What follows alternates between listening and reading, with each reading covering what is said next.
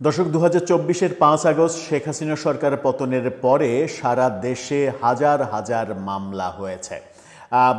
শেখ হাসিনার বিরুদ্ধেই শত শত মামলা হয়েছে। সেই শত শত মামলার সংখ্যা প্রায় ৮০০-র কাছাকাছি এবং ৪৫০ মতো হত্যা মামলাই হয়েছে শেখ হাসিনার বিরুদ্ধে।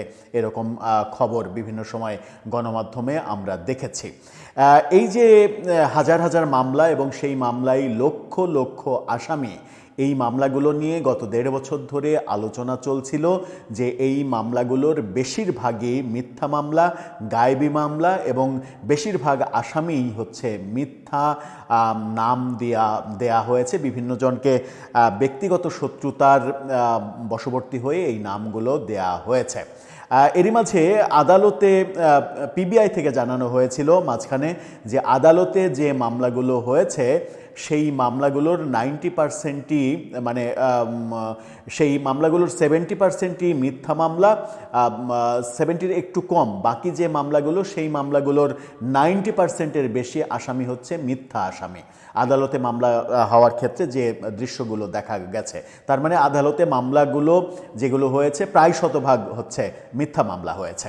আমরা তার প্রকৃষ্ট উদাহরণ দেখেছিলাম যে সাকিব আল হাসান সেই সময় কানাডায় খেলছিলেন, তার নামে ঢাকায় হত্যা মামলা দায়ের করা হয়েছে। এই ঘটনাগুলো অনেকের ক্ষেত্রেই হয়েছে। এই ৫ আগস্টের পরে ২০২৪-এর ৫ আগস্টের পরে যত মামলা হয়েছে সেই মামলাগুলো রিভিউ করার সিদ্ধান্ত নিয়েছে নতুন সরকার। এটা একটা অসাধারণ সিদ্ধান্ত হয়েছে। যদি সত্যিই নতুন সরকার আন্তরিক হয় যে যে সকল মামলার মেরিট নেই সে সকল মামলা মানে বাজেয়াপ্ত করে ফেলা হবে, সে সকল মামলা তুলে নেওয়া হবে, এই সিদ্ধান্ত যদি সত্যিই হয় এবং সেটা যদি বাস্তবায়ন করা হয়, তাহলে বর্তমান নতুন সরকার একটা অনন্য নজির স্থাপন করতে যাচ্ছে বলে মনে হচ্ছে। চলুন নতুন সরকারের স্বরাষ্ট্রমন্ত্রী কি বললেন এই ব্যাপারে, কি পদক্ষেপ নেওয়া হচ্ছে একটু জেনে দেখি, বুঝে দেখি। তাতে করে যারা ১.৫ বছরে মামলাবাজিতে জেলে আছেন, মিথ্যা মামলায় জেলে আছেন কিংবা ঘর বাড়ি ছাড়া অবস্থায় রয়েছেন, তাদের জন্য স্বস্তির খবর আসছে কিনা সেটা আলোচনা করবে এই ভিডিওতে। থাকবেন পলিটিক্স টিভির নিয়মিত আয়োজনে।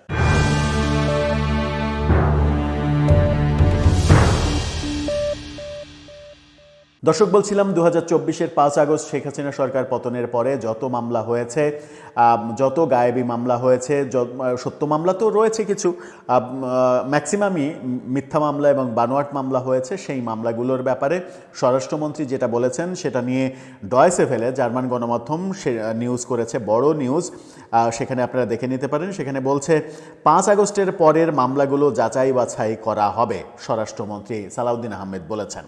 সেখানে বলা হচ্ছে ছাত্র জনতার অভ্যুত্থানে আওয়ামী লীগ সরকার পতনের পরে যেসব মামলা হয়েছে সেগুলো পুনরায় যাচাই বাছাই করতে পুলিশকে নির্দেশ দেয়া হয়েছে। অলরেডি পুলিশকে নির্দেশ দিয়েছেন স্বরাষ্ট্রমন্ত্রী। নিরীহ মানুষ যাতে ভোগান্তির শিকার না হন সেই জন্য এই সিদ্ধান্ত নেওয়া হয়েছে বলে স্বরাষ্ট্রমন্ত্রী সালাউদ্দিন আহমেদ জানিয়েছেন। এটা একটা অসাধারণ সিদ্ধান্ত হতে চলেছে। আজকে মন্ত্রণালয়ের আওতাধীন সব অধিদপ্তর ও আইন শৃঙ্খলা রক্ষাকারী বাহিনীর প্রধানদের সঙ্গে বৈঠকের পর সচিবালয়ে স্বরাষ্ট্র মন্ত্রণালয়ের সভাকক্ষে তিনি বলেন, ৫ আগস্টের পর বেশ কিছু মামলা হয়েছে, কিছু সুবিধাবাদী মানুষ এসব মামলা করেছে। ব্যবসায়ী, সাংবাদিক সহ সমাজের বিভিন্ন পেশার মানুষদের নামে মামলা করা হয়েছে। এসব মামলা যাচাই বাছাই করা হবে এজন্য যে আইনের শাসন প্রতিষ্ঠা করতে হবে। নিরীহ মানুষ যাতে ভোগান্তিতে না পড়েন সেজন্য এসব মামলা পুনরায় যাচাই করতে পুলিশকে নির্দেশ দেওয়া হয়েছে। মামলাগুলো পরীক্ষা নিরীক্ষা করে পুলিশ সরকারকে প্রতিবেদন দেবে বলে তিনি জানান। এ সময় বিডিআর বিদ্রোহের ঘটনার আবার তদন্ত হবে বলেও সালাউদ্দিন আহমেদ জানিয়েছেন। খুবই গুরুত্বপূর্ণ একটা কথা বলেছেন। বিডিআর বিদ্রোহের যে তদন্ত কমিশন তৈরি করেছিল প্রফেসর ইউনূস সরকার, সেই কমিশন ইচ্ছা মতো মন গড়া রিপোর্ট দিয়েছে। এই অভিযোগ কমিশনের রিপোর্টের পরেই উঠেছিল যে এই কমিশনের যাকে প্রধান করা হয়েছে তিনি নিজেও একজন বিতর্কিত ব্যক্তি এবং এই কমিশন যে রিপোর্ট দিয়েছে সেই রিপোর্টটা বিতর্কিত রিপোর্ট।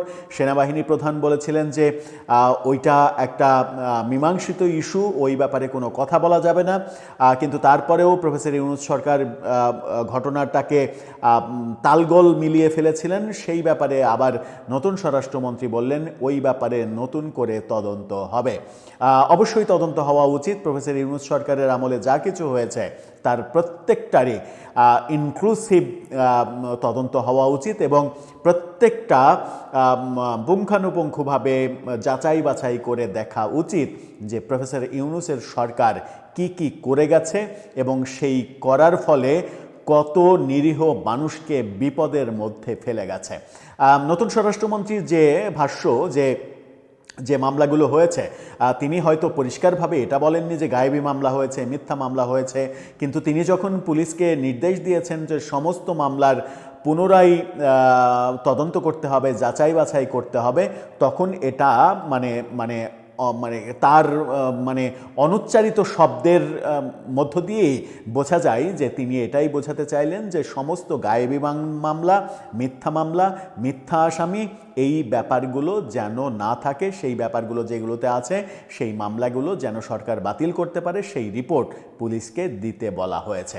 এখন দেখার বিষয় পুলিশ কতটা নিরপেক্ষভাবে এই কাজটা করতে পারে। এই কাজটা করতে গিয়ে তারা আবার কোনো বাণিজ্যে লিপ্ত হয় কি না। দেখা যাচ্ছে যে এত আসামি আছে, আসামিদের বলল তোমার নাম আমি তদন্তে বাদ দিয়ে দিচ্ছি, তুমি এত টাকা দাও। যে টাকার বাণিজ্যটা মামলা করার জন্য হয়েছে, এবার আবার মামলার তদন্তে রিপোর্ট দেওয়ার জন্য সেই বাণিজ্যটা না হলেই একটা ভালো দৃষ্টান্ত স্থাপিত হবে। এতে করে একটা স্বস্তির খবর আসতেই পারে, সেটা হচ্ছে যে ঢালাওভাবে বিশেষ করে আওয়ামী লীগের নেতা কর্মী যাদের ওপরে ঢালাওভাবে মিথ্যা মামলা দেয়া হয়েছে, তারা যদি ঘটনার সঙ্গে সম্পৃক্ত না থাকেন তাহলে তারা বোধহয় রেহাই পেতে যাচ্ছেন এবং তারাও সংশ্লিষ্ট দপ্তরে যদি যথাযথভাবে যোগাযোগ করেন তাহলে রেহাই পাওয়ার একটা ওয়ে বের হতেও পারে। দর্শক, আপনি কি আশাবাদী হতে পারেন এই ব্যাপারে? আর এই যে একটার পর একটা ঘটনা ঘটছে, আজকে আন্তর্জাতিক অপরাধ ট্রাইব্যুনাল থেকে চিফ প্রসিকিউটর তাজুল ইসলামকে সরিয়ে দেওয়া হলো। যে তাজুল ইসলাম ব্যারিস্টার ফুয়াদের পাশে দাঁড়ানো অবস্থায় ব্যারিস্টার ফুয়াদ সেনানিবাস উড়িয়ে দেওয়ার কথা বলেছিলেন। মূলত জামাতপন্থী এই তাজুল এবি পার্টির নেতা হয়েছিলেন। এবি পার্টির নেতা, এবার শোনা যাচ্ছে এবার নাকি তিনি মেয়র নির্বাচন করবেন ঢাকায়। মানে ওখানে চিফ প্রসিকিউটর থাকার অবস্থায় চিফ প্রসিকিউটরের দায়িত্ব পালন করার আগে, দায়িত্ব পাওয়ার আগে তার যে চেহারার অবস্থা ছিল এবং চিফ প্রসিকিউটর হিসেবে 1.5 বছর দায়িত্ব পালনের পরে তার চেহারার যে জৌলুস এসেছে, এই জৌলুসেই বোঝা যায় যে কতটা পরিবর্তন হয়েছে। কিসের দ্বারা পরিবর্তন হয়েছে সেটা আপনারা বুঝে নিন, বাকিটা সময়ই হয়তো বলে দেবে। এই ঘটনাগুলো কি একটা ইঙ্গিত দেয় যে প্রফেসর ইউনূসের আমলে যে রাজনৈতিক অরাজকতা হয়েছে সেই অরাজকতা থেকে বেরিয়ে আসতে চাইছে বিএনপি সরকার? আপনার মতামত জানিয়ে লিখতে পারেন আমাদের কমেন্ট বক্সে।